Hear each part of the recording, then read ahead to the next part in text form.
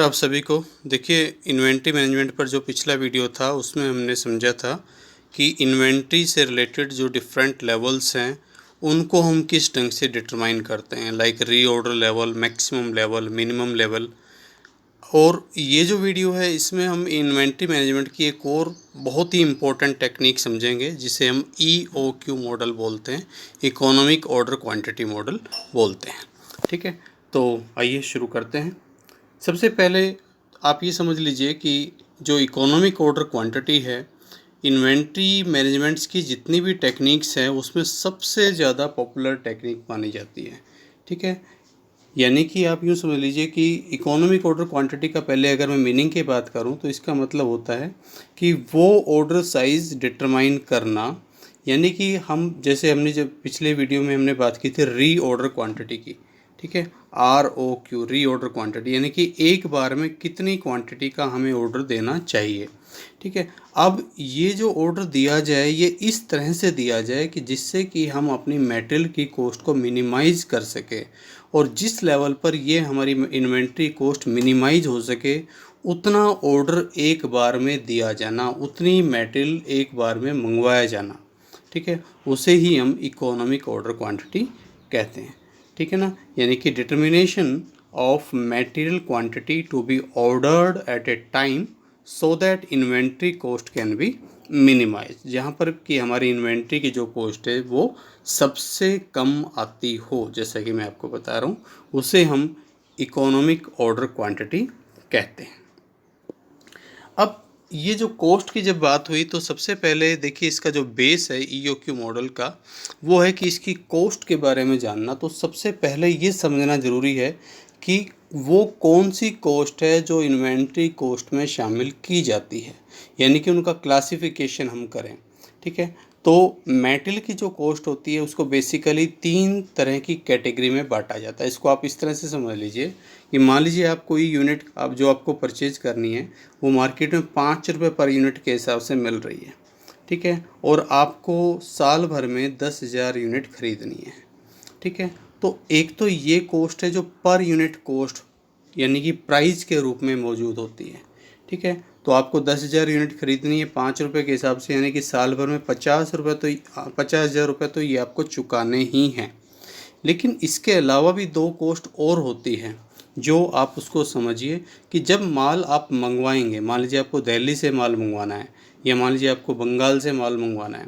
ठीक है, तो जो वहाँ से यहाँ तक आने में ट्रांसपोर्टेशन का जो खर्चा होगा वो कॉस्ट भी मेटल कॉस्ट में ही इंक्लूड की जाती है।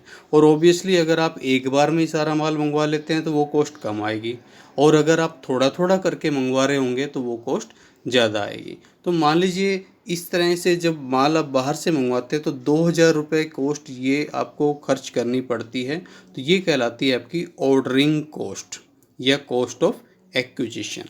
ठीक है, अब जो माल आया है उसको रखने के लिए गोडाउन की ज़रूरत होगी, उस गोडाउन का किराया आपको पे करना पड़ेगा।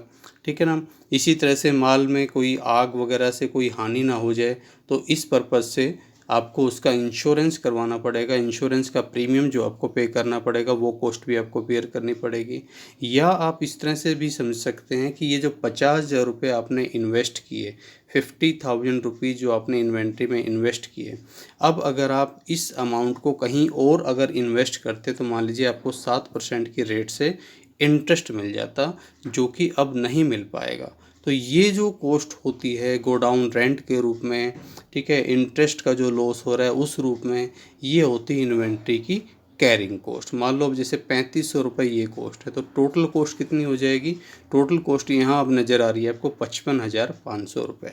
तो बेसिक क्लासिफिकेशन अब आप यहाँ यूँ समझ लीजिए कि मेटल की जो कॉस्ट है, इन्वेंट्री कॉस्ट, उसको हम इन 3 कैटेगरी में बांटते हैं। एक तो परचेज प्राइस होता है या जिसको हम बाइंग कॉस्ट भी बोलते हैं, और ये होती पर यूनिट कॉस्ट के रूप में कि वो यूनिट मार्केट में किस भाव से आएगी, एक यूनिट कितने रुपए की हमें मिलने वाली है। दूसरी कॉस्ट जो होती है उसे हम इन्वेंट्री कैरिंग कॉस्ट या होल्डिंग कॉस्ट बोलते हैं, जो मैंने अभी आपको एग्जांपल दिया कि मान लीजिए गोडाउन रेंट के रूप में होता है। ठीक है ना, या मान लीजिए इंटरेस्ट की जो कॉस्ट है जो आपको बियर करनी पड़ती है उस रूप में होता है। ठीक है, तो ये कहलाती है इन्वेंट्री कैरिंग कॉस्ट। अब इस EOQ मॉडल में हम यहाँ इसको सी से डिनोट करने वाले हैं। अलग अलग बुक्स में अलग अलग तरह की नोटेशन यूज़ की जाती है, तो यहाँ मैं कैरिंग कॉस्ट का मतलब सी से मैं उसको डिनोट करने वाला हूँ, तो वो मैं आपको इसीलिए क्लियर कर रहा हूँ। इसी तरह से जो कॉस्ट जो मैंने आपको एग्जांपल दिया कि बाहर से आपको माल मंगवाना है, ट्रांसपोर्टेशन वगैरह की जो कॉस्ट है, तो उसे हम बोलते हैं ऑर्डरिंग कॉस्ट। ठीक है, ऑर्डरिंग कॉस्ट भी कह सकते हैं उसको, और उसको एक्विजिशन कॉस्ट भी बोल सकते हैं, कॉस्ट ऑफ एक्विजिशन, या प्रोक्यूरमेंट कॉस्ट, मेटेरियल की प्राप्ति की cost, procurement cost of material. ठीक है, और इसे ऑर्डरिंग कॉस्ट है को हम डिनोट करने वाले हैं इस पूरे मॉडल में ओ से। ठीक है, इसे भी अलग अलग बुक्स में अलग अलग ढंग से डिनोट किया जाता है, किसी बुक्स में इसको बी से भी डिनोट किया जाता है, लेकिन हम यहाँ सिर्फ इसके लिए एक नोटेशन यूज करेंगे, ऑर्डरिंग कॉस्ट ओ से और कैरिंग कॉस्ट सी से। ये हमारी नोटेशन होगी। ठीक है, तो आगे बढ़ें, थोड़ा सा इन्हीं कॉस्ट के बारे में और डिटेल से समझ लेते हैं इससे पहले कि हम मॉडल की तरफ आगे बढ़ें।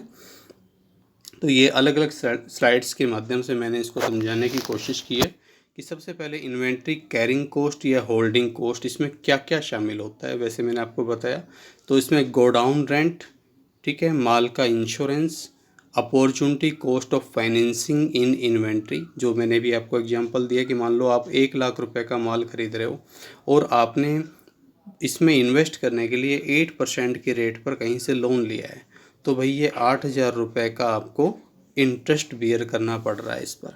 या अगर आपने ये जो पैसा जो है कहीं से लोन पर नहीं भी लिया है, आपका अपना भी पैसा है, तो भी एक अपॉर्चुनिटी कॉस्ट के रूप में आप इसको इस तरह से समझ सकते हैं कि अगर इसी रुपए को अगर मैंने कहीं इन्वेस्ट किया होता तो मुझे उस पर कितना ब्याज मिल सकता था, जो अब नहीं मिलने वाला है।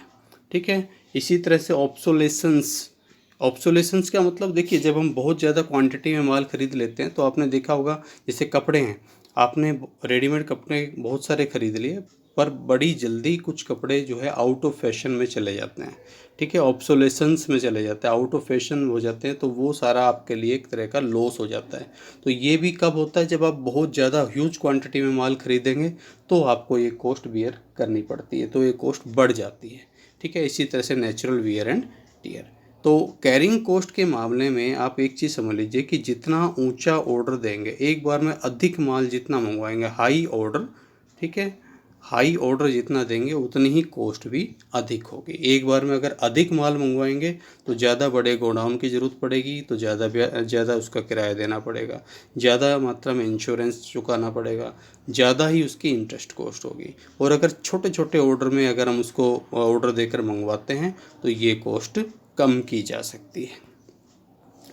दूसरी जो बात इसमें जो बहुत ज़्यादा नोट करने लायक है कि जब इस मॉडल की हम बात करेंगे तो ये जो कैरिंग कॉस्ट है इसको हम पर यूनिट पर एनम के रूप में यूज़ करते हैं। आप इसको ऐसे समझ लो, मान लीजिए हमें 10,000 यूनिट रखनी है, ठीक है, और जिस गोडाउन में रखनी है उस गोडाउन का किराया बैठता है 5,000 रुपये साल का। तो साल का किराया है 5,000 रुपये, ठीक है, साल का ब्याज मान लो है 15,000 रुपये, साल का जो है आपको इंश्योरेंस करवाना पड़ेगा, मान लीजिए वो भी 5,000 रुपये, तो कुल मिलाकर कितनी कॉस्ट होगी, 20,000 रुपये कॉस्ट होगी सालाना, एक साल की माल को रखने की कॉस्ट। लेकिन ये सालाना कॉस्ट है टोटल। जब मैं यूज करूँगा सी, तो सी में मुझे कॉस्ट चाहिए पर यूनिट, कि इस 20,000 को आप कितनी यूनिट हैं, 10,000, इससे डिवाइड कर दो तो 2 रुपये पर यूनिट आपको जो कॉस्ट है वो यूज़ करनी है। यानी कि कैरिंग कॉस्ट इस मॉडल में, ईओक्यू मॉडल में यूज़ की जाती है किस रूप में, कि पर यूनिट पर एनम। यानी कि मैं सिंपल भाषा में बोलूँ तो एक यूनिट को एक साल तक रखने पर कितनी लागत आएगी, उसे हम बोलते हैं carrying cost per unit per annum. कई बार क्वेश्चन में क्या होता है कि ये कैरिंग कॉस्ट आपको नहीं दे रखी होती साफ साफ, तो उसके लिए ये पॉइंट दिया है मैंने कि may be computed on the basis of price of material per unit. कई बार क्या होता है, आपको कैरिंग कॉस्ट के बारे में स्पष्ट इन्फॉर्मेशन नहीं दे रखी होती, लेकिन आपको ये बता रखा होता है कि ये मटेरियल जो है 15 रुपये पर यूनिट के हिसाब से मार्केट से ख़रीदा जा रहा है और कैरिंग कॉस्ट है मान लो 10%। तो अगर कैरिंग कॉस्ट अलग से आपको पर यूनिट नहीं दे रखी तो इस प्राइस पर फाइंड आउट कर सकते हैं। 15 रुपये पर 10% करेंगे तो 1.5 पर यूनिट पर एनम आपकी कैरिंग कॉस्ट बन जाएगी। यानी कि अगर आपको कैरिंग कॉस्ट नहीं दे रखी हो तो जो मेटल का जो प्राइस होता है पर यूनिट मार्केट प्राइस, उसके बेस पर आप इसे फाइंड आउट कर सकते हैं। एक और बड़ी बहुत ही इम्पोर्टेंट चीज़ है जो समझनी ज़रूरी है। अगर ये आपने समझ लिया तो आपको जो इसका आगे टेबुलेशन मेथड उसमें कोई समस्या नहीं आएगी कि कैरिंग कॉस्ट निकाले कैसे। अब देखिए आप इस तरह से समझो कि आपने 2 लाख रुपए का माल खरीदा, ठीक है, और मैं कहता हूँ कि इंटरेस्ट कॉस्ट 10% है, तो भाई बताओ आपकी इन्वेंट्री होल्डिंग कॉस्ट कितनी होगी या कैरिंग कॉस्ट कितनी होगी। आप सिंपली ये करने वाले हैं शायद कि 2 लाख का 10% कर देंगे 20,000, लेकिन ये सही नहीं है, ये है गलत। रीज़न क्या है भाई, 2 लाख रुपए पर 10% की कॉस्ट हमें तब लगानी चाहिए जब आज मैं 2 लाख रुपए का माल खरीदूं और उसको पूरे 1 साल भर के लिए गोडाउन के अंदर बंद करके अपने घर आ जाऊं। पर ऐसा तो नहीं है, जिस दिन से माल आया है उसी दिन से वो माल निकलना भी शुरू हो जाएगा, यूज होना भी शुरू हो जाएगा। तो आज आपका इन्वेस्टमेंट 1 जनवरी को 2 लाख है, लेकिन ये इन्वेस्टमेंट धीरे धीरे कम होता चला जाएगा, इसमें से आपका रुपया निकलता चला जाएगा, ठीक है। और 1 साल की रिक्वायरमेंट का माल आपने ख़रीदा है तो 31 दिसंबर आते आते इसका बैलेंस हो जाना चाहिए 0। तो अब बताइए कि ये जो 10% जो आपकी अपॉर्चुनिटी कॉस्ट है वो आपको किस पर लगानी चाहिए। 2 लाख पर लगानी तो ठीक नहीं है, और अगर मैं कह दूँ 0 तो ये भी पॉसिबल नहीं है। तो हम क्या कर लेते हैं, हम इनका एवरेज कर लेते हैं कि 1 जनवरी को इन्वेस्टमेंट कितना किया 2 लाख, और 31 दिसंबर को इन्वेस्टमेंट कितना बच गया, सारा यूज हो चुका क्योंकि 0, और इसकी एवरेज कितनी होगी डिवाइड बाई 2, तो 1 लाख। तो जब आप क्वेश्चन करेंगे खासतौर पर टेबुलेशन तो आपको 0 लिखी हुई दिखाई नहीं देगी, क्योंकि 0 लिखने की ज़रूरत ही नहीं है। आपको सीधा दिखाई देगा कि जितना आपके पास मटेरियल है उसका आप हाफ़ कर देते हैं। लेकिन ये हाफ़ करते क्यों हैं, उसके पीछे रीज़न ये है कि ओपनिंग इन्वेस्टमेंट 2 लाख था, लास्ट में ये धीरे धीरे यूज होकर 0 बच जाएगा, तो इसकी एवरेज हो जाएगी इसका हाफ़। तो अब जो 10% कॉस्ट आपको निकालनी चाहिए थी वो 1 लाख पर 10% करके निकालनी चाहिए, जो कि 10,000 रुपये आती है।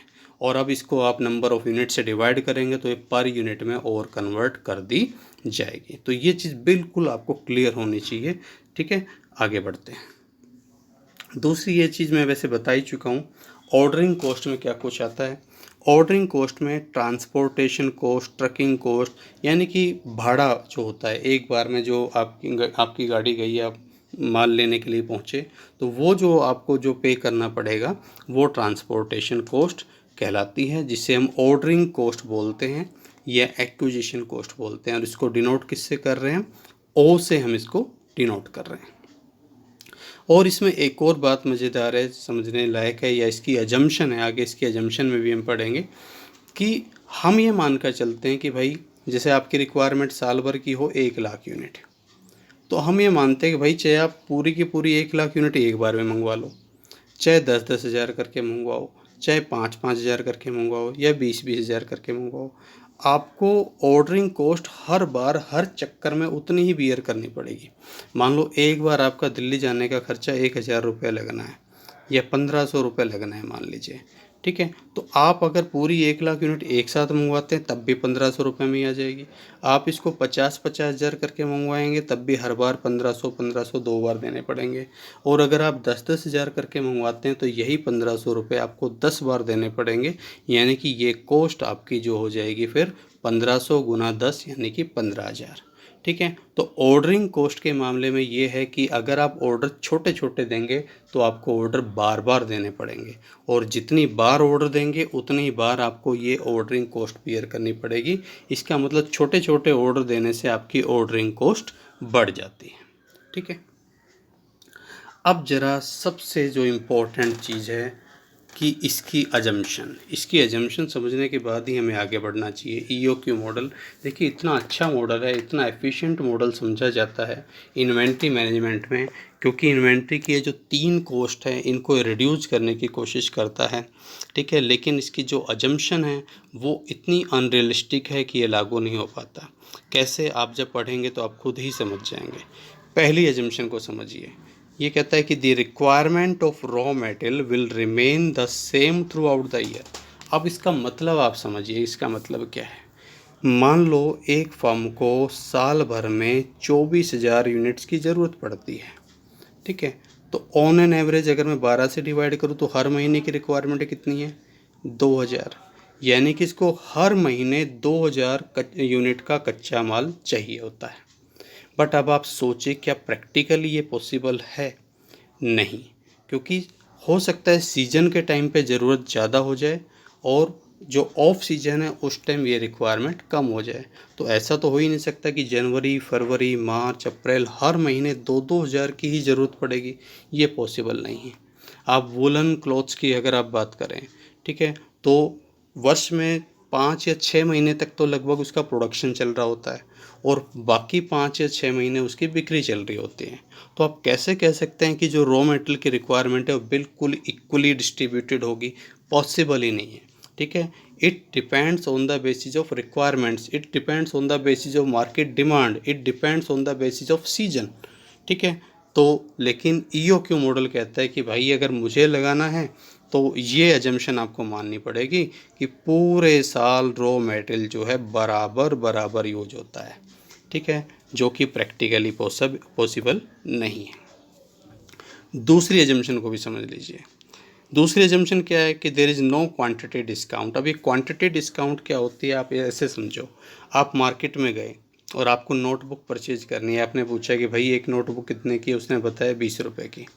अब आप उससे कहते हैं कि भाई देखो मेरे को इकट्ठी नोटबुक लेनी है और मैं एक बार में 20 या 15 नोटबुक परचेज करना चाहता हूँ, बताओ किस रेट लगाओगे? और हो सकता है कि अब वो 20 की बजाय 18 रुपये में पर नोटबुक के हिसाब से आपको देने के लिए तैयार हो जाए। तो 1 से 20 पर पहुंचते ही या 1 से 15 पर पहुंचते ही ये प्राइस 20 से घटकर 18 रुपये हो गया। तो 2 रुपये डिस्काउंट मिली आपको, 2 रुपये प्राइस कम हो गया। इसी का नाम है क्वांटिटी डिस्काउंट। यानी कि जब बड़ी मात्रा में आप माल खरीदेंगे तो वो माल आपको कम रेट पर मिलेगा, ठीक है। परचेज प्राइस पर यूनिट जो 20 रुपये पर यूनिट था, 20 से चेंज होकर 18 रुपये पर यूनिट हो जाएगा, ठीक है। तो प्रैक्टिकली ये चीज़ होती है, लेकिन ईओक्यू मॉडल ये कहता है कि purchase price per unit will remain the same. यानी कि अगर किसी यूनिट का प्राइस 5 रुपये, तो भाई अगर आप 1 यूनिट लेते हो तब भी 5 की मिलेगी, और आप 1 लाख यूनिट लेते हो तब भी वो 5 के हिसाब से 5 लाख रुपए की मिलेगी। कोई किसी तरह की डिस्काउंट, कोई किसी तरह की छूट आपको नहीं मिलने वाली है। लेकिन आप खुद समझ सकते हैं कि ये अजम्पशन प्रैक्टिकली इम्पॉसिबल है, क्योंकि जब आप 1 दर्जन नोटबुक लेने पर ही रुपये 2 रुपये की डिस्काउंट ले लेते हैं, तो 1 लाख यूनिट खरीदने में तो डिस्काउंट कितनी मिल जाएगी आप समझ ही सकते हैं, ठीक है। अगली जो अजम्पशन जिसके मैं अभी बात भी कर रहा था कि ordering cost per order will remain constant for each order irrespective of quantity ordered at a time. अब आप एक बार में 1 लाख यूनिट मंगवाओ तब भी ट्रक वाला आपसे उतना ही भाड़ा लेगा, और अगर आप एक बार में 10,000 यूनिट मंगवाओ तब भी वो उतना ही भाड़ा चार्ज करेगा, और आप 500 यूनिट मंगवाओ तब भी वो उतना ही भाड़ा चार्ज करेगा। बेशक हम ये कह सकते हैं कि भाई 10,000 मंगवाएं या 1 लाख मंगवाएं, भाड़े में बहुत ज़्यादा फ़र्क नहीं आएगा, लेकिन बिल्कुल भी फ़र्क नहीं आएगा ये कहना पॉसिबल नहीं है। बहुत ज़्यादा लोड होगा तो ऑब्वियसली जो है रेट उसी के हिसाब से फ्रेट चार्जेस बढ़ जाते हैं। बहुत थोड़ी आइटम होती है तो उसी के हिसाब से फ्रेट चार्जेस कुछ हद तक कम हो जाते हैं।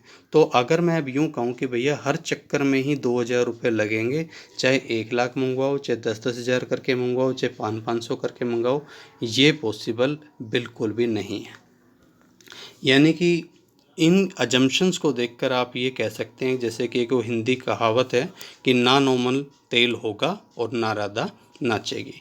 यानी कि ना ये अजम्पशंस प्रैक्टिकली पूरी हो पाती हैं, और इसी वजह से ये ईओक्यू मॉडल प्रैक्टिकली लागू भी नहीं हो पाता है, ठीक है ना। तो वो लागू ना हो पाने के पीछे रीज़न ये है कि इसकी अजम्पशंस जो कि अनरियलिस्टिक इसको बना देती है, ठीक है। तो आगे बढ़ें, ईओक्यू मॉडल की तरफ हम जा रहे हैं। मैं ईओक्यू मॉडल आपको एक्चुअली रटवाना नहीं चाह रहा, मैं चाह रहा हूँ कि ईओक्यू मॉडल आप खुद ड्राइव करें, आप समझें। तो इससे पहले मैं प्रैक्टिस करवाना चाह रहा हूँ कि आपको ऑर्डरिंग और कैरिंग कॉस्ट निकालनी आ जाए। तो उस पर्पज़ से मैंने एक एग्जांपल रखा है। इसमें ईओक्यू हम नहीं निकालने वाले हैं, ईओक्यू अभी हमने पढ़ा भी नहीं है कि ईओक्यू क्या होता है, अभी हमने इसमें ज़्यादा डिस्कशन इस पर नहीं किया है। तो आप ज़रा इसको ध्यान से समझिए कि आपके जो रॉ मटेरियल की रिक्वायरमेंट है पूरे साल भर में 60,000 यूनिट्स चाहिए।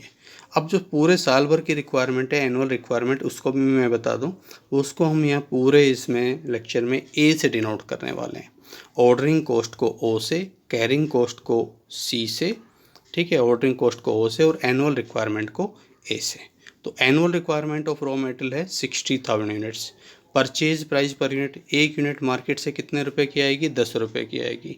ऑर्डरिंग कॉस्ट पर ऑर्डर, अगर आपको एक बार ऑर्डर देना है, एक बार में मान लीजिए आपको 2000 यूनिट मंगानी हो, चाहे 1000 मंगानी हो, चाहे 20,000 मंगवानी हो, आपको हर बार कितना रुपया पे करना पड़ेगा? 1500 रुपये पे करना पड़ेगा। अच्छा, इसी तरह से एक यूनिट को जब आप अपने पास रखेंगे तो उसको रखने की opportunity cost, interest, godown rent, वो कितना होगा? वो पर यूनिट 2 रुपये आएगा। ठीक है, तो अब दो अलग अलग लोड साइज, ठीक है, मैं सिंपली निकलवाना चाह रहा हूँ आपको, ऑर्डरिंग कॉस्ट और कैरिंग कॉस्ट निकालनी आ जाए। तो मान लो अगर हम ये 10 हज़ार यूनिट एक बार में ऑर्डर दें, तो बताओ इसकी ऑर्डरिंग कॉस्ट कैसे निकलेगी? तो देखो ज़रा सोचो, एनुअल रिक्वायरमेंट कितनी है? 60,000। अब जब 10-10 हज़ार करके मंगवाऊंगा तो मेरे कितने चक्कर लगेंगे? नंबर ऑफ़ ऑर्डर कितने लगेंगे? 60,000 को 10,000 से डिवाइड कर दो। भाई मुझे 6 बार मार्केट में जाना पड़ेगा, 6 बार मुझे वहाँ पहुँचना पड़ेगा जहाँ से माल मुझे मिलता है। तो 6 चक्कर, और एक चक्कर के कितने? 1500 रुपये।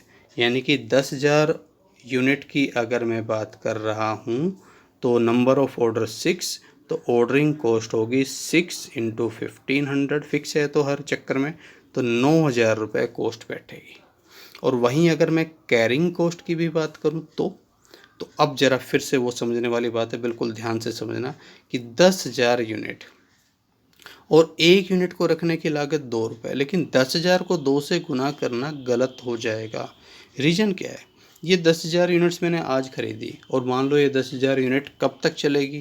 भाई ये हमें साल भर में 6 बार जाना पड़ता है, मतलब 2 महीने लगभग ये चल जाएगी।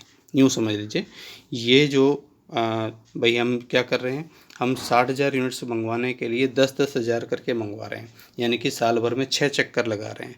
ठीक है, यानी कि सुन लो हर महीने के बाद हम 2 चक्कर लगाने वाले हैं। ठीक है, तो अब आज जो आपने 10,000 यूनिट खरीदी वो 2 महीने तक चल जाएगी। ठीक है, तो आज खरीदी 10,000 यूनिट, 2 महीने बाद वो यूज होकर हो जाएगी जीरो, और 2 महीने के बाद आपको फिर से नया चक्कर लगाना पड़ेगा। तो ऑन एन एवरेज आपके पास कितनी यूनिट रही? 5,000। तो सिंपली जब हम करेंगे तो तब ये 10,000 जमा जीरो नहीं लिखेंगे, उस टाइम आपको नज़र आएगा सीधा 10,000 को हम सीधा 2 से डिवाइड कर रहे होंगे। तो 2 से डिवाइड क्यों करते हैं वो आपको समझ में आ जाना चाहिए। तो जो 2 रुपये पर यूनिट जो कैरिंग कॉस्ट लगनी है, वो 10,000 यूनिट पर ना लगकर कितने पर लगेगी? 5,000 यूनिट पर लगेगी। यानी कि अब अगर मैं बोलूं आपसे कि भाई ऑर्डरिंग कॉस्ट कितनी, तो ऑर्डरिंग कॉस्ट तो 6 ऑर्डर और 1500 के हिसाब से 9,000 हो गई, और कैरिंग कॉस्ट 10,000 का ऑर्डर आपने दिया, उसका आपको हाफ़ करना है क्योंकि एवरेज की ज़रूरत है, और मल्टीप्लाई 2 कर दिया आपने, तो 10,000 रुपये आपकी कैरिंग कॉस्ट हो गई। तो 19,000 रुपये आपकी ऑर्डरिंग और कैरिंग कॉस्ट का जोड़ हो जाएगा। क्लियर? अब अगर यही काम आपको 20,000 यूनिट पर करना हो तो 20,000 यूनिट्स के केस में आपको ऑर्डर कितने देने पड़ेंगे? 60,000 को 20,000 से डिवाइड करो। आपको कितनी बार मार्केट जाना पड़ेगा? 3 बार। 3 बार आपको मान लीजिए दिल्ली जाना पड़ेगा और वहाँ से आपको माल लाना पड़ेगा। ठीक है, तो 3 बार आप गए और हर चक्कर के कितने रुपए लगे? 1500। तो टोटल कॉस्ट कितनी आई? 4500। ये तो होगी ऑर्डरिंग कॉस्ट। और कैरिंग कॉस्ट अब आपको लेनी है तो कैसे करेंगे? अब आपके पास है 20,000 यूनिट जो ऑन एन एवरेज आपके पास रहेगी, तो 20,000 plus 0 divide by 2, average unit कितनी रहेगी अब आपके पास? 10,000, और एक यूनिट को रखने की लागत कितनी है? 2, यानी कि कॉस्ट हो गई 20,000, टोटल कॉस्ट हो गई 24,500। आपने एक चीज़ और भी नोट करी होगी कि जब आपने 10,000 की जगह 20,000 यूनिट मंगवाई, एक बार में ज़्यादा यूनिट मंगवाई, तो क्योंकि कम चक्कर लगाने पड़े इसलिए ऑर्डरिंग कॉस्ट तो कम हो गई, लेकिन माल को रखने की लागत बढ़ गई, कैरिंग कॉस्ट बढ़ गई। ठीक है, तो ये दोनों कॉस्ट अगर आपको क्लियर हो गई है कि क्या है और कैसे निकलती है, अब हम EOQ मॉडल की तरफ बढ़ने वाले हैं। तो अब इकोनॉमिक ऑर्डर क्वांटिटी मॉडल होता क्या है? देखिए, EOQ मॉडल में जैसा कि मैंने अभी आपको बताया, इन्वेंट्री की 3 कॉस्ट होती है कि एक तो उसका परचेज प्राइस, एक उसकी कैरिंग कॉस्ट और एक उसकी ऑर्डरिंग कॉस्ट। अब जो परचेज प्राइस है उसको तो हम कांस्टेंट मान लेते हैं कि भाई वो तो 5 के भाव से ही आना है, उस पर तो कोई फ़र्क पड़ना ही नहीं कि आप एक बार में 10,000 यूनिट ले रहे हो या एक बार में आप 20,000 यूनिट ले रहे हो, उस पर तो कोई बड़ा फ़र्क पड़ने वाला नहीं है। ठीक है ना। तो फ़र्क कहाँ पड़ना है, किस चीज़ पर पड़ना है? फ़र्क पड़ना है ऑर्डरिंग और कैरिंग कॉस्ट पर। ठीक है। तो अब ज़रा ऑर्डरिंग और कैरिंग कॉस्ट के केस में आप यहाँ देखिए, जैसे वाई ओ एक्स पर हमने दिखाया है, यहाँ कॉस्ट को दिखाया है और यहाँ ये ऑर्डर साइज़ है। इस तरफ छोटे ऑर्डर, अगर हम छोटे छोटे ऑर्डर दें, इस तरफ अगर हम बड़े बड़े ऑर्डर दें, तो अगर एक बार में ज़्यादा माल मंगवाते हैं तो क्या होगा और कम माल मंगवाते हैं, देखिए अगर हम एक बार में ज़्यादा माल मंगवा लेंगे तो क्या होगा, हमें बार बार ट्रांसपोर्टेशन कॉस्ट खर्च नहीं करनी पड़ेगी। ठीक है ना। तो हमारी कैरिंग कॉस्ट कम होगी। लेकिन जैसे जैसे आप बार बार ये जो है ऑर्डर साइज़ को बढ़ाते चलेंगे तो क्या होगा, आपकी कैरिंग कॉस्ट बढ़नी शुरू हो जाएगी। ठीक है। इसी तरह से छोटे छोटे ऑर्डर देने से आपको बार बार फ्रीक्वेंटली वहाँ दिल्ली जाना पड़ेगा, या मान लीजिए जहाँ से भी माल आता है वहाँ आपको जाना पड़ेगा। ठीक है। तो उससे क्या होगा, आपकी ट्रांसपोर्टेशन कॉस्ट बढ़ जाएगी। ठीक है। तो छोटे ऑर्डर के केस में क्योंकि नंबर ऑफ़ ऑर्डर ज़्यादा हो जाएंगे तो ऑर्डरिंग कॉस्ट अधिक होगी, और जैसे जैसे ऑर्डर साइज़ बढ़ता जाएगा, नंबर ऑफ़ ऑर्डर्स कम हो जाएंगे तो ये कॉस्ट कम हो जाएगी। ठीक है। यानी कि इन दोनों कॉस्ट में बिल्कुल एक इन्वर्स सा रिलेशनशिप मिलता है। आप बिल्कुल ठीक ऐसे ही कह सकते हैं कि जब आप एक कॉस्ट को कम करने की कोशिश करते हो तो दूसरी कॉस्ट बढ़ जाती है। ऑर्डरिंग कॉस्ट को कम करने के लिए आप जो है बड़े ऑर्डर एक बार में देने की कोशिश करते हो तो कैरिंग कॉस्ट बढ़ जाती है, और कैरिंग कॉस्ट को कम करने की कोशिश करने के लिए आप छोटे छोटे ऑर्डर देते हो तो फिर आपकी, क्योंकि फ्रीक्वेंटली आपको चक्कर लगाने पड़ेंगे, तो फिर आपकी ऑर्डरिंग कॉस्ट है वो अधिक हो जाती है। ठीक है ना। ठीक वैसे ही जैसे एक वो गाना है कि एक को मनाओ तो दूजा रूठ जाता है, तो वही सिचुएशन है। तो EOQ क्या है? इकोनॉमिक ऑर्डर क्वांटिटी है कि इन दोनों कॉस्ट जहाँ ये दोनों एक दूसरे को इंटरसेक्ट करती है, यहाँ इस पॉइंट पर, ठीक है, ये जो साइज़ है ये आपका इकोनॉमिक ऑर्डर क्वांटिटी हो जाएगा, क्योंकि इस लेवल पर इन दोनों कॉस्ट का जोड़ जो है वो सबसे कम आएगा। ठीक है। यानी कि मैं यूँ कह सकता हूँ कि EOQ वो लेवल होता है इस मॉडल के हिसाब से जहाँ आपकी कैरिंग कॉस्ट और ऑर्डरिंग कॉस्ट दोनों बराबर हो जाए और सब दोनों का जोड़ जो है वो बहुत जो सबसे कम हो। ठीक है। तो वही चीज़ हमने लिखा है कि EOQ is the level of quantity to be ordered where the sum of ordering and carrying cost is minimum if price per unit remain constant. यानी कि ऑर्डरिंग कॉस्ट और कैरिंग कॉस्ट दोनों बराबर है। ठीक है। तो अगर अब आपकी ये बात समझ में आ गई है तो अब EOQ हम निकालते हैं। ठीक है। दो तरीके होते हैं EOQ फाइंड आउट करने के। एक तो ओरिजिनल मेथड जो दिया हुआ है, ओरिजिनल मॉडल, जिसे हम फॉर्मूला मॉडल बोलते हैं। ठीक है। और ये तो केवल तभी एप्लीकेबल होगा जब ये 3 अजम्पशन जो मैंने जिक्र किया, जब तीनों की तीनों अजम्पशन पूरी हो रही हो, ये केवल तभी एप्लीकेबल हो सकता है। और दूसरा जो तरीका है वो होता है ट्रायल एंड एरर मेथड, जिसमें हमारे पास अलग अलग लोड साइज़ होते हैं। हम कोशिश करते हैं चलो भाई 200 मंगवा के देखें तो क्या होगा, 400 मंगवा के देखें तो क्या होगा, उसे हम टेबुलेशन मेथड भी बोलते हैं। ठीक है। तो वहाँ पर जिस पर कॉस्ट सबसे कम आती है, जिस लोड साइज़ पर, उस वाले को हम EOQ बोल देते हैं। ठीक है। तो ये मॉडल थोड़ा सा ज़्यादा फ्लेक्सिबल है। इसमें हम क्वांटिटी डिस्काउंट को भी आगे शामिल कर सकते हैं अगर हमें करने की ज़रूरत पड़े तो, और भी कोई अगर एजम्पशन ऐसी है जो सेटिस्फाई नहीं हो रही तो भी ये मॉडल लागू हो जाता है, ट्रायल एंड एरर मॉडल। ठीक है ना। यानी कि इसमें क्या होता है कि हमें कर करके देखना पड़ता है, निकाल के देखना पड़ता है कि किस लेवल पर कॉस्ट सबसे कम आएगी। तो पहले बात करते हैं फॉर्मूला मॉडल की, फॉर्मूला मेथड की, कि किस तरह से निकलता है। ठीक है। करने को तो देखिए छोटा सा फॉर्मूला मैं लिख सकता हूँ, लेकिन मैं चाह रहा हूँ कि आप इसको समझें कि ये फॉर्मूला आ कहाँ से रहा है।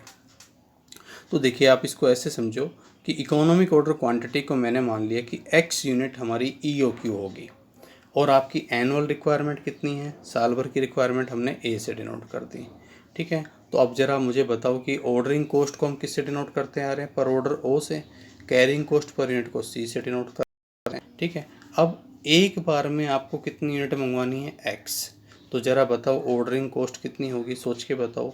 एनुअल रिक्वायरमेंट जैसे अभी पिछला ध्यान करो कितनी थी, 60,000 यूनिट्स थी। एक बार में 10,000 यूनिट मंगवा रहे थे तो कितने ऑर्डर देने पड़े थे, 60,000 को 10,000 से डिवाइड किया, 6 ऑर्डर आ रहे थे। तो यहाँ अगर मुझे अब निकालना हो ऑर्डरिंग कॉस्ट तो कैसे निकालूँ, एनुअल रिक्वायरमेंट और उसको किससे डिवाइड कर दूँ, एक्स से। एक बार में कितनी यूनिट मंगवा रहे हैं, एक्स, और एक यूनिट की कॉस्ट एक बार ये जो हो गए कितने ऑर्डर देने पड़े भाई, 60,000 यूनिट्स, जैसे मैं वही एग्जांपल दूँ, 60,000 यूनिट्स की एनुअल रिक्वायरमेंट है और एक बार में 10,000 यूनिट मान लो हम मंगवा रहे हैं, तो कितने ऑर्डर देने पड़ रहे हैं, 6, और एक ऑर्डर की कॉस्ट कितनी रुपए थी, वहाँ 1500 थी। यहाँ हमारी एक ऑर्डर की कॉस्ट है ओ, तो ऑर्डरिंग कॉस्ट होगी A O divide by X. Clear, ठीक है। तो वही मैंने यहाँ लिखा है। यहाँ देखिए आप, ऑर्डरिंग कॉस्ट पर ऑर्डर ओ, कैरिंग कॉस्ट पर यूनिट को हमने सी से डिनोट किया, नंबर ऑफ ऑर्डर कितने हो जाएंगे, ए डिवाइड बाई एक्स, वही लिखा हुआ है, और आपकी अब ऑर्डरिंग कॉस्ट होगी ए डिवाइड बाई एक्स को ओ से मल्टीप्लाई कर दो, ए ओ एक्स। ठीक है, कैरिंग कॉस्ट पर चले। कैरिंग कॉस्ट देखो कैसे निकालते थे, आपने 10,000 यूनिट का ऑर्डर दिया था, तब क्या किया था, 10,000 जमा 0 डिवाइड बाई 2, यानी कि एवरेज करके 5,000 आ गई थी, और उसको किससे मल्टीप्लाई कर दिया था, अपनी कैरिंग कॉस्ट पर यूनिट जो 2 रुपये थी, तो उससे हमने मल्टीप्लाई कर दिया था।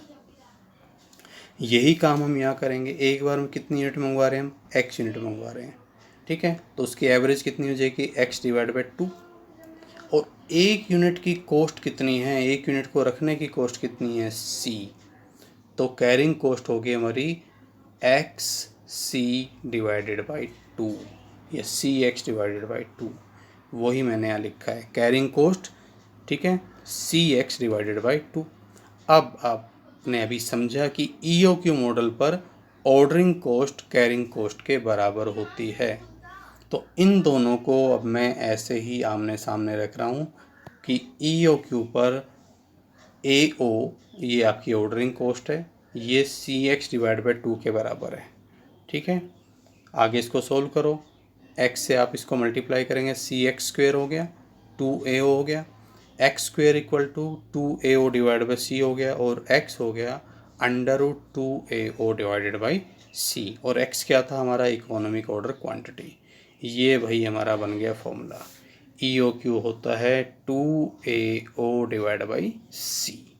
ठीक है, जहाँ पर ए का मतलब है एनुअल रिक्वायरमेंट मेटल की, ओ का मतलब ऑर्डरिंग कॉस्ट पर ऑर्डर, और सी का मतलब carrying cost per unit per annum. ठीक है, तो ये फॉर्मूला फ्रेम हो गया। अब जरा इसको समझते हैं कि यूज कैसे करते हैं। कि एग्जांपल हमने लिया बड़ा सिंपल से, अगर आपको फॉर्मूला समझ में आ गया तो कोई दिक्कत आएगी नहीं। A firm's inventory planning period is 1 year, ठीक है, its inventory requirement for this period is 1600, यानी कि ए है 1600 यूनिट्स।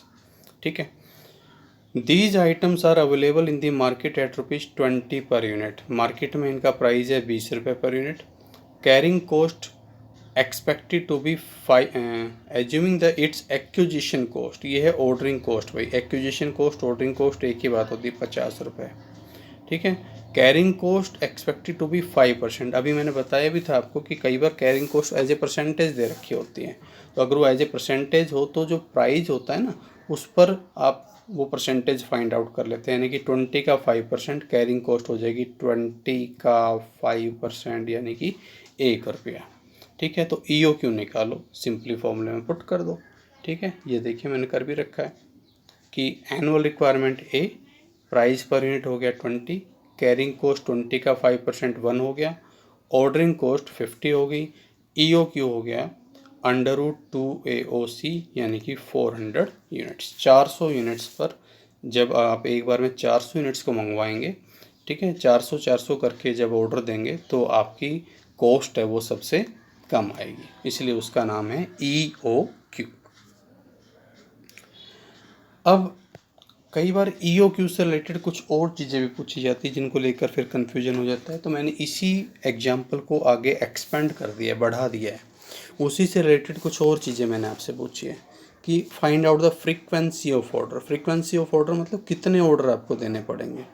ठीक है, 1 बाय 1 लेकर चलते हैं। फ्रीक्वेंसी ऑफ ऑर्डर कैसे निकालेंगे, अब देखो भाई, एनुअल रिक्वायरमेंट कितनी है 1600, आपने डिसाइड कितना किया, एक बार में कितनी मंगवाओगे 400, तो फ्रीक्वेंसी ऑफ ऑर्डर कितनी होगी 4, यानी कि कितने ऑर्डर देने पड़ेंगे 4।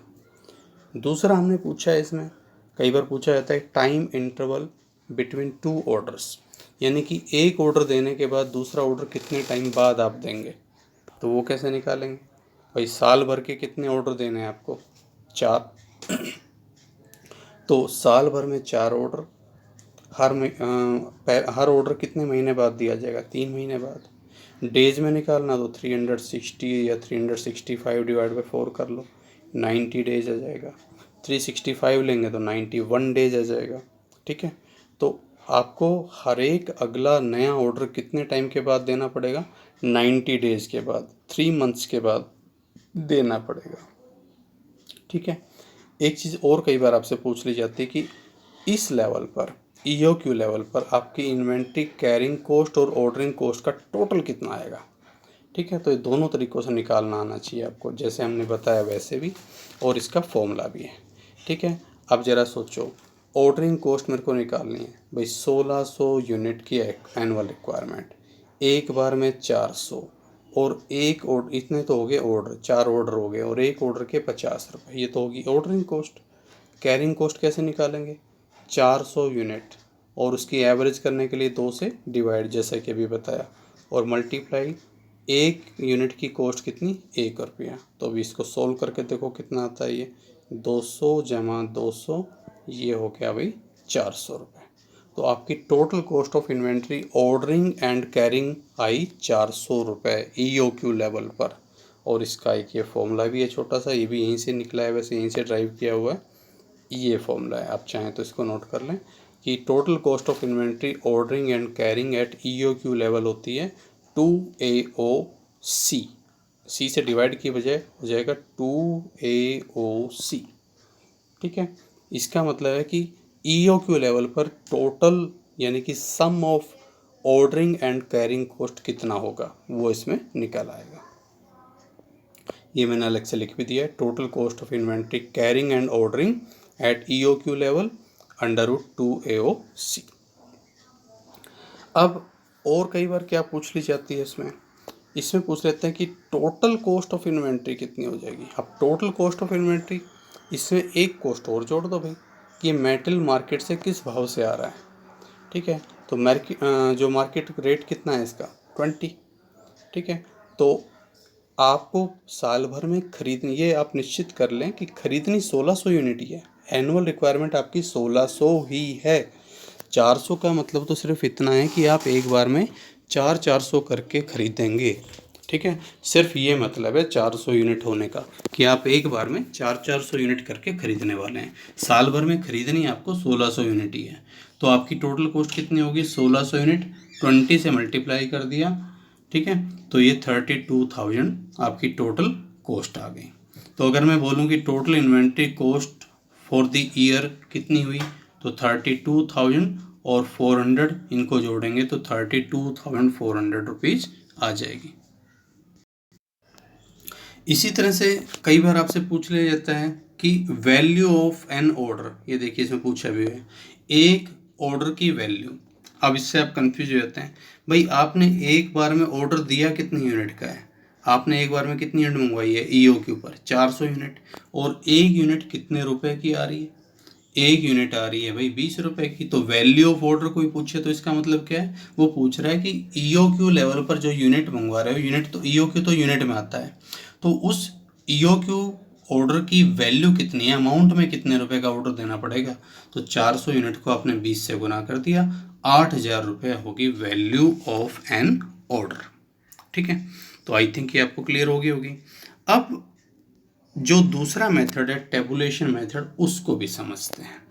ठीक है, अब उसमें हम क्या करते हैं, हम ट्रायल एंड एरर हम करके देखते हैं कि, अब देखिए हमने क्या किया, वही सेम क्वेश्चन है, उसी को ही ले रहा हूँ मैं।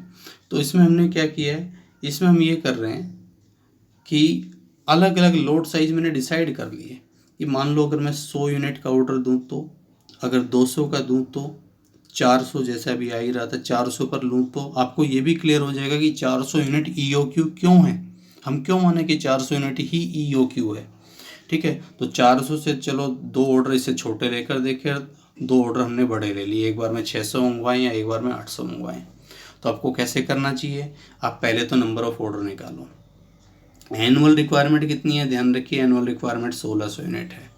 ठीक है, तो भाई 100 करके मंगवाओगे तो कितने ऑर्डर देने पड़ेंगे, 16। 200 करके मंगवाओगे तो कितने ऑर्डर देने पड़ेंगे, 8। इसी तरह से 400 करके मंगवाएंगे तो 4 ऑर्डर देने पड़ेंगे। 600 करके मंगवाएंगे तो कितने ऑर्डर देने पड़ेंगे, 1600 को आप 600 से डिवाइड करो। ठीक है, 1600 को अगर आप 600 से डिवाइड करते हैं, ठीक है, तो ये 2 पॉइंट समथिंग कुछ आ रहा होगा। ठीक है, आप एक बात बिल्कुल ध्यान रख लें कि नंबर ऑफ ऑर्डर्स कभी भी फ्रैक्शन में नहीं हो सकते। ठीक है, फॉर एग्जांपल अगर आपको मान लीजिए बेंगलोर से सामान लेकर आना है, तो आप ऐसा तो नहीं हो सकते 2.45 फ्रैक्शन अगर आ रहा है तो उसका मतलब है कि 2 बार तो आप बेंगलोर गए और 1 बार गुजरात से वापस आ गए। अब ऐसा तो पॉसिबल नहीं है ना, उस सामान के लिए भी जाना तो आपको पूरा बेंगलोर ही पड़ेगा ना। तो इसलिए ऑर्डर्स को आप कहीं पर भी फ्रैक्शन में नहीं लेंगे। ठीक है, तो ये जो ऑर्डर्स आ रहे थे जैसे 2 पॉइंट समथिंग, तो इसको हमने पूरा 3 ऑर्डर में कन्वर्ट कर लिया है। तो आपको एडजस्टमेंट करनी पड़ती है। ठीक है, इसी तरह से जब आप 800 यूनिट्स एक बार में मंगवा रहे हैं तो आपको 2 बार जाना पड़ेगा। ठीक है, दूसरी ये देखिए मैंने एक बेस बना लिया अपना किस काम के लिए कि मुझे आगे इन्वेंट्री ऑर्डरिंग कॉस्ट की ज़रूरत पड़ेगी, तो उसके लिए मैंने ये बेस बना लिया। ठीक है, अब दूसरा जो मुझे ज़रूरत पड़ेगी किसकी, कैरिंग कॉस्ट की। कैरिंग कॉस्ट के लिए मुझे क्या चाहिएगा, एवरेज इन्वेंट्री, तो मैं वो भी पहले निकाल के रख रहा हूँ। Average inventory load size divide by 2, और लोड साइज डिवाइड बाई 2 क्यों होता है, क्योंकि जैसे आज 100 यूनिट आई, फिर जब ये यूज हो जाएगी तो बचेगी 0 डिवाइड बाई 2, तो एवरेज कितना हो गया 50। कैरिंग कॉस्ट हमेशा किस पर लगाते हैं, एवरेज पर। तो एवरेज का मतलब सिंपली इसका आधा, 100 का आधा 50, 200 का आधा 100, 400 का आधा 200, इसी तरह से 300 और ये 400। दोनों बेस हमने बना लिए। ठीक है, अब जरा देखो ordering cost at the rate of 50 के हिसाब से 16 ऑर्डर 50 के हिसाब से 800 के, 8 ऑर्डर 50 के हिसाब से 400, 4 ऑर्डर 50 के हिसाब से 200, 3 ऑर्डर 50 के हिसाब से 150, 2 ऑर्डर और 50 के हिसाब से 100। कैरिंग कॉस्ट 1 रुपये पर यूनिट के हिसाब से, और वो किस पर लगती है, एवरेज इन्वेंट्री पर। 50 इंटू 1 50, 100 इंटू 1 100, 200 इंटू 1 200, और ये 300 और ये 400। और तीसरी कॉस्ट जो थी 20 रुपये पर यूनिट के हिसाब से 1600 यूनिट खरीदने की कॉस्ट थी। अब देखिए कोई क्वांटिटी डिस्काउंट है नहीं है, प्राइस में कोई चेंज है नहीं, यानी कि आप चाहे एक बार में 100 मंगाओ चाहे 200 मंगाओ, साल भर में कॉस्ट आपको कितनी बियर करनी पड़ेगी, 32,000 ही बियर करनी पड़ेगी। तो मैं सब में 32,000 32,000 32,000 32,000 लिख भी दूँ तो उसका कोई फ़ायदा नहीं होना, वो कॉस्ट यहाँ पर इरेलेवेंट हो गई क्योंकि उसमें चेंज नहीं होना। ठीक है, तो ऐसे केस में यहाँ इस कॉस्ट को कंसिडर नहीं करते, इसको केवल तब लेते हैं जब आगे अभी एक एग्जांपल हम लेंगे जहाँ क्वांटिटी डिस्काउंट हो, जहाँ प्राइस पर यूनिट चेंज हो रहा हो, वहाँ पर हम इस कॉस्ट को कंसिडर करते हैं। ठीक है, तो अब ज़रा टोटल करिए, ऑर्डरिंग और कैरिंग कॉस्ट का टोटल 850, ये 500, ये 400, 450 और 500। सबसे कम कहाँ है, 400। कितनी यूनिट पर है, 400 पर है। इसका मतलब ये 400 यूनिट्स ही मेरा इकोनॉमिक ऑर्डर क्वांटिटी है। अगर मैं एक बार में 400 यूनिट का ऑर्डर दूंगा, यानी कि साल भर में 4 ऑर्डर जब मैं दूंगा, तो मेरी जो ये कॉस्ट है वो सबसे कम आएगी। तो ये EOQ का मेन मकसद होता है। ठीक है, इसी से रिलेटेड एक और एग्जाम्पल था, मुझे इम्पोर्टेंट लगा, मैंने इसमें इसको भी कंसिडर कर लिया। छोटा सा, ये ज़्यादा बड़ी बात नहीं है, एक बार इसको पढ़ लेते हैं कि total inventory ordering and carrying cost at EOQ level is 5000। ठीक है, यहाँ आपको एनुअल रिक्वायरमेंट ना देकर टोटल कॉस्ट दे दिए, ध्यान रखिए, कॉस्ट एट EOQ लेवल। ठीक है, it's cost of placing an order is 1000, ये ऑर्डरिंग कॉस्ट है, और carrying cost per unit per annum is 12.5% per unit of inventory purchase. ठीक है, और इन्वेंट्री की कॉस्ट है 2 रुपये, 2 रुपये पर 12.5% कैरिंग कॉस्ट है। EOQ निकालो। अब यहाँ हमारे पास एनुअल रिक्वायरमेंट मिसिंग है, तो ये जो अभी पिछले एग्जाम्पल में मैंने आपको एक फॉर्मूला बताया था वो यहाँ आपकी हेल्प करेगा।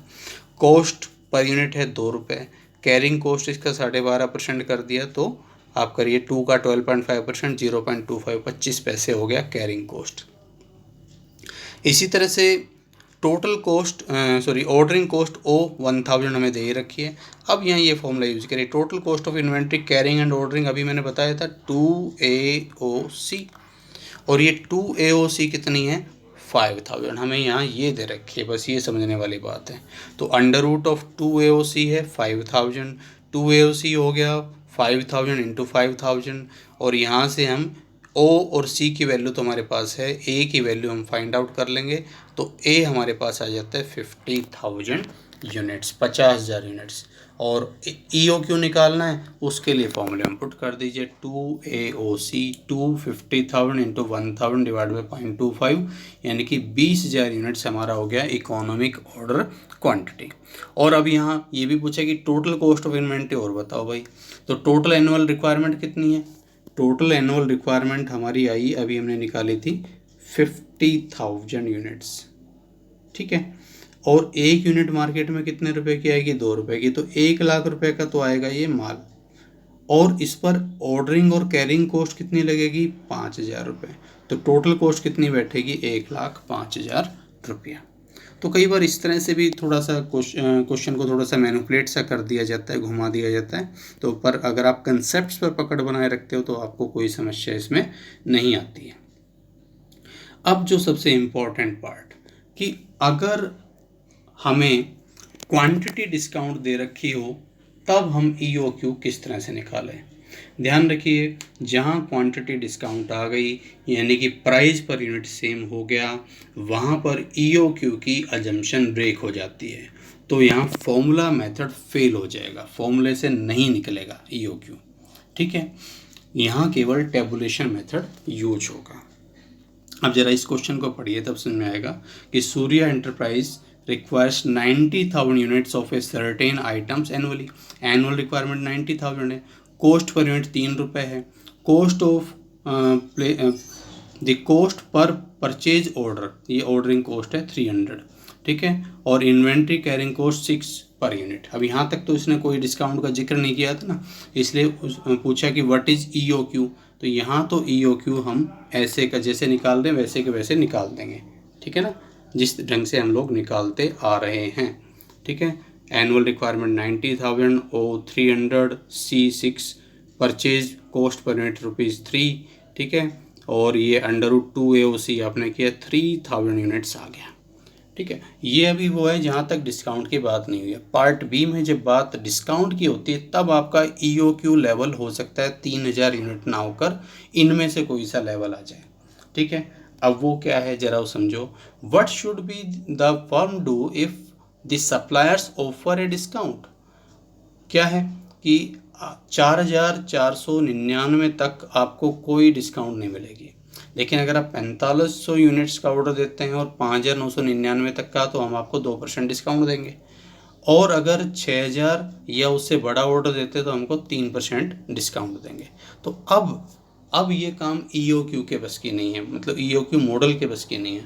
अब ये काम होगा tabulation method, trial and error, यानी कि तीनों लेवल पर हम निकाल कर देख लेंगे, जहाँ कॉस्ट सबसे कम आई वही मेरा EOQ हो जाएगा।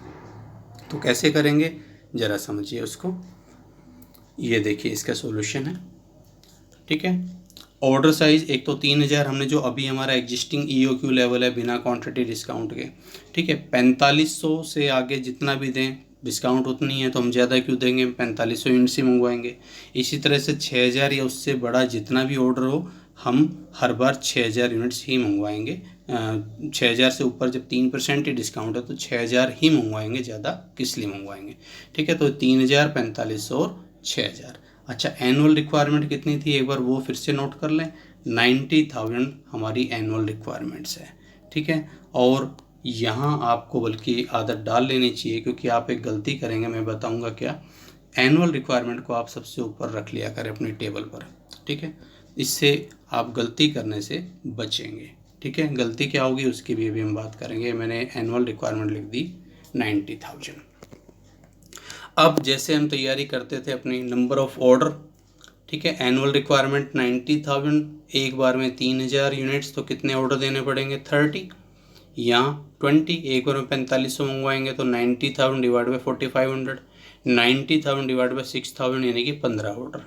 इसी तरह से एवरेज इन्वेंट्री कितनी होती है, लॉट साइज़ का आधा, तो 1500, इसका आधा 2250 और इसका आधा 3000। ठीक है। अब देखिए पिछला जो एक हमने एग्जांपल लिया था टेबुलेशन मेथड का, उसमें हमने परचेज प्राइस को कंसिडर ही नहीं किया था, क्योंकि वहाँ हर बार 20 रुपये रहना था, कोई चेंज नहीं था, तो लेकर करें क्या।